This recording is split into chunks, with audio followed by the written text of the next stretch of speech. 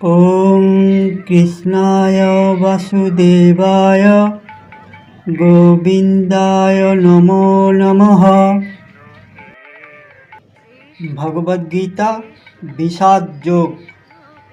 সঞ্জয় উবাচ এবমুক্ত হৃষীকেশ গুড়াকেশেন ভারত সেনয়োরুভয়োর্মধ্যে স্থাপয়িত্বা রথোত্তমম ভীষ্মদ্রোণ প্রমুখতঃ সর্বেষাং চ মহীক্ষিতাম। উবাচ পার্থ পশ্যৈতান সমবেতান কুরুনীতি। সঞ্জয় বললেন, হে ভারত, অর্জুন কর্তৃক এভাবে আদিষ্ট হয়ে শ্রীকৃষ্ণ সেই অতি উত্তম রথটি চালিয়ে উভয় পক্ষের সৈন্যদের মাঝখানে স্থাপন করলেন। ভীষ্ম, দ্রোণ প্রমুখ পৃথিবীর অন্য সমস্ত নৃপতিদের সামনে ভগবান হৃষীকেশ বললেন, হে পার্থ, এখানে সমবেত সমস্ত কৌরবদের দেখো। সঞ্জয় যা কিছু দেখছিলেন তাই তিনি ধৃতরাষ্ট্রকে বলছিলেন। শ্রীকৃষ্ণ অর্জুনের সারথি ছিলেন, তাই অর্জুনের আদেশ মতো শ্রীকৃষ্ণ সেই দিব্য রথটি চালিয়ে উভয় পক্ষের সৈন্যদের মাঝে নিয়ে এলেন। সেখানে শত্রুপক্ষের ভীষ্ম, দ্রোণ প্রমুখ পৃথিবীর বড় বড় মহারথীরা আগে থেকেই উপস্থিত ছিলেন। কৌরবদের দিকে উদ্দেশ্য করে অর্জুনকে শ্রীকৃষ্ণ বললেন, হে অর্জুন, তোমার শত্রুদের দেখো। তত্র পশ্যৎ স্থিতান পার্থঃ পিতॄনথ পিতামহান আচার্যান মাতুলান ভ্রাতॄন পুত্রান পৌত্রান সখীংস্তথা শ্বশুরান সুহৃদশ্চৈব সেনয়োরুভয়োরপি। সেখানে অর্জুন উভয় পক্ষের সেনাদলের মধ্যে পিতৃব্য, পিতামহ, আচার্য, মাতুল, ভ্রাতা, পুত্র, পৌত্র, শ্বশুর, মিত্র ও শুভাকাঙ্ক্ষীদের উপস্থিতি দেখতে পেলেন। যুদ্ধক্ষেত্রে অর্জুন সমস্ত আত্মীয় স্বজনকে দেখতে পেলেন। তিনি ভূরিশ্রবা আদি পিতৃবন্ধুদের দেখলেন। ভীষ্মদেব, সোমদত্ত আদি পিতামহদের দেখলেন। দ্রোণাচার্য, কৃপাচার্য আদি গুরুবর্গকে দেখলেন। শল্য, শকুনি আদি মাতুলদের দেখলেন। দুর্যোধন আদি ভ্রাতাদের দেখলেন। লক্ষ্মণ আদি পুত্রতুল্যদের দেখলেন। অশ্বত্থামার মতো বন্ধুদের দেখলেন। কৃতবর্মার মতো শুভাকাঙ্ক্ষীদের দেখলেন। তিনি সৈন্যবাহিনীর মধ্যে তার অনেক বন্ধুবান্ধবকেও দেখতে পেলেন।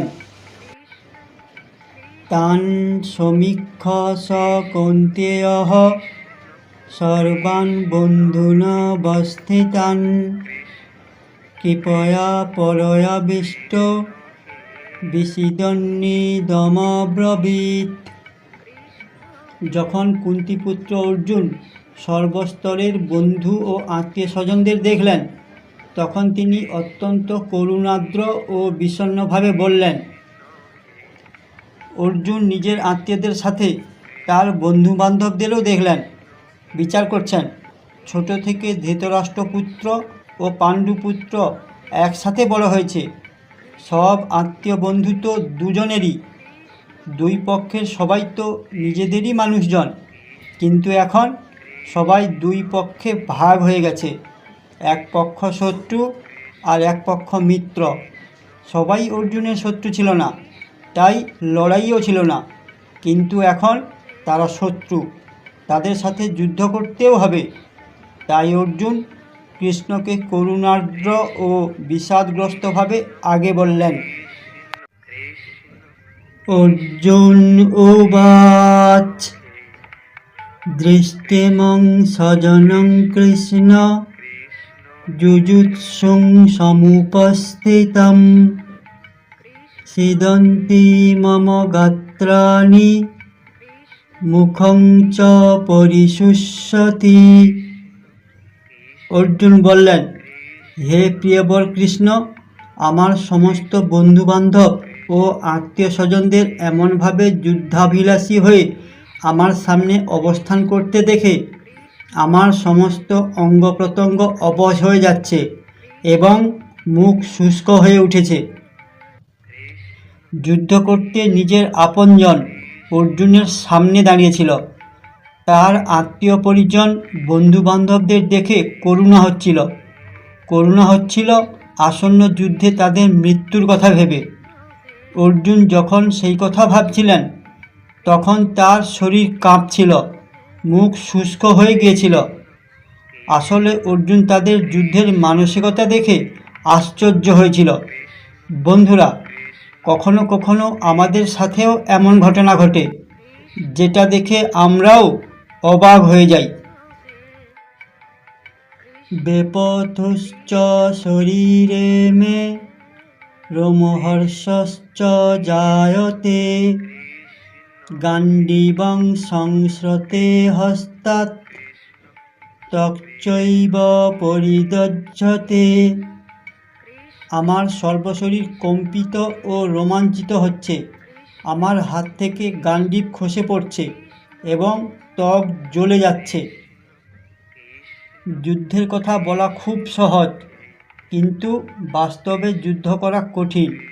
জগতের যে কোনো যুদ্ধই কঠিন, কিন্তু যদি নিজের আত্মীয় পরিজনদের সামনে অস্ত্র হাতে যুদ্ধ করতে হয়, আপনি নিজেই দুর্বল হয়ে পড়বেন। ঠিক একই পরিস্থিতি অর্জুনেরও হচ্ছিল। অর্জুন অস্থির হয়ে পড়েছিল, শরীর এতটাই কাঁপছিল, তার হাত থেকে ধনুক খসে পড়ছিল, হৃদয় দগ্ধ হচ্ছিল, ত্বক জ্বলে যাচ্ছিল। না জানি কতবার আমাদের সাথেও এমন হয়েছে। ঠিক আসল পরীক্ষার সময় আমাদের অবস্থাও অর্জুনের মতো হয়েছে। ন চ শ্লোকমবস্থাতুং ভ্রমতিব চ মে মনঃ নিমিত্তানি চ পশ্যামি বিপরীতানি কেশব। হে কেশব, আমি এখন আর স্থির থাকতে পারছি না। আমি আত্মবিস্মৃত হচ্ছি আর আমার চিত্ত উদ্ভ্রান্ত হচ্ছে। আমি কেবল অমঙ্গলসূচক লক্ষণসমূহ দর্শন করছি। অর্জুনের সামনে উপস্থিত দুঃখ। বন্ধুরা, এসব আসলে আমাদেরই সমস্যা। আমরা ব্যবসা করতে যাই কিংবা পরীক্ষা দিতে, কতবার এমনই পরিস্থিতি হয় যেমন অর্জুনের হয়েছে, যখন মনে হয় নিজেই যুদ্ধ করতে অসমর্থ। মন চঞ্চল হয়ে পড়ে, মনে হয় জগতের সমস্ত অমঙ্গল যেন আমারই জন্য অপেক্ষা করছে। ঠিক এখন যেমন অর্জুনের মনে হচ্ছে। ন চ শ্রেয় অনুপশ্যামি হত্যা স্বজনমাহবে ন কাঙ্ক্ষে বিজয়ং কৃষ্ণ ন চ রাজ্যং সুখানি চ। হে কৃষ্ণ, যুদ্ধে আত্মীয় স্বজনদের নিধন করার মাধ্যমে কিভাবে মঙ্গল হতে পারে? আমি কোনো যুদ্ধ জয়, রাজ্য এবং অন্য কোনো সুখভোগ কামনা করি না। বিশ্বের সবথেকে বড় যোদ্ধা অর্জুন হতাশ। যদি যুদ্ধের পূর্বেই আপনি কাঁপতে থাকেন, শরীর অবশ হতে থাকে, তখন আপনার মনে হবে হার নিশ্চিত, মনে হবে চারিদিকে কেবল অন্ধকার। তখনই এক মার্গদর্শকের প্রয়োজন হয়। হে কেশব, আত্মীয় স্বজনদের হত্যা করে কিভাবে মঙ্গল হতে পারে? যুদ্ধ করে রাজ্য জয় কিংবা অন্য কোনো সুখভোগে বিশ্বাসী নই। তিনি মনে করেছিলেন যুদ্ধে আত্মীয় স্বজনদের হত্যা না করে যুদ্ধ না করাই শ্রেয়। কিং নো রাজ্যেন গোবিন্দ কিং ভোগৈ জীবিতেন বা যেষামর্থে কাঙ্ক্ষিতং নো রাজ্যং ভোগাঃ সুখানি চ। ত ইমে অবস্থিতা যুদ্ধে প্রাণং ত্যক্তা ধনানি চ আচার্যাঃ পিতরঃ পুত্র তথৈব চ পিতামহঃ মাতুলাঃ শ্বশুরঃ পৌত্রাঃ শালাঃ সম্বন্ধিনস্তথা এতান্ন হন্তুমিচ্ছামি ঘ্নতোऽপি মধুসূদন অপি ত্রৈলোক্যরাজস্য হেতোঃ কিন্নু মহীকৃতে নিহত্যধার্তরাষ্ট্রান্নঃ কা প্রীতিঃ সা জনার্দন। হে গোবিন্দ, যাদের জন্য রাজ্য ও সুখভোগের কামনা, তারা সকলেই যখন দেখছি এই রণক্ষেত্রে আজ উপস্থিত, তখন আমাদের রাজ্যে কী প্রয়োজন, সুখভোগ বা জীবনধারণেই বা কী প্রয়োজন? হে মধুসূদন, যখন আচার্য, পিতৃব্য, পুত্র, পিতামহ, মাতুল, শ্বশুর, পৌত্র, শালক ও আত্মীয় স্বজন সকলেই প্রাণ ও ধনাদির আশা পরিত্যাগ করে আমার সামনে যুদ্ধে উপস্থিত হয়েছেন, তখন আমি তাদের হত্যা করতে কেন চাইব? এমনকি তারা যদি আমাকে বধও করেন। হে জনার্দন, এই জগতের কি কথা, এমনকি ত্রিভুবনের বিনিময়েও আমি যুদ্ধ করতে প্রস্তুত নই। ধৃতরাষ্ট্রের পুত্রদের হত্যা করে আমরা কি সন্তোষই বা লাভ করব? জয় শ্রীকৃষ্ণ।